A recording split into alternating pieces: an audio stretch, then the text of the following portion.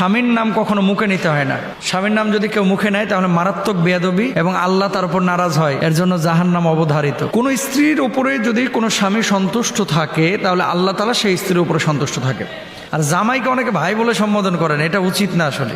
গাজীপুর মাওনা থেকে প্রশ্নটি করেছেন আমাদের এক বোন, তার নাম হচ্ছে জেরিন। লিখেছেন, স্বামীকে নাম ধরে ডাকা যাবে কিনা এবং আমার স্বামী আমাকে কোন নামে ডাকলে বা কিভাবে সম্বোধন করলে আল্লাহ খুশি হবেন। আমাদের বাংলাদেশে একটি বিষয় প্রচলিত আছে যে স্বামীর নাম কখনো মুখে নিতে হয় না।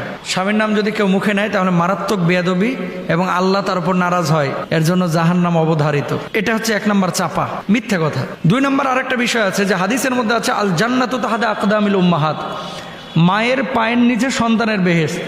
এটারে নিয়ে যে ফিটিং করছে বউয়ের পায়ের নিচে, স্বামীর পায়ের নিচে বউয়ের বেহেশত, মানে হাদিস বললো যে মায়ের পায়ের নিচে সন্তানের বেহেশত, এটারে নিয়ে এসে ফিটিং করছে স্বামীর পায়ের নিচে স্ত্রীর বেহেশত।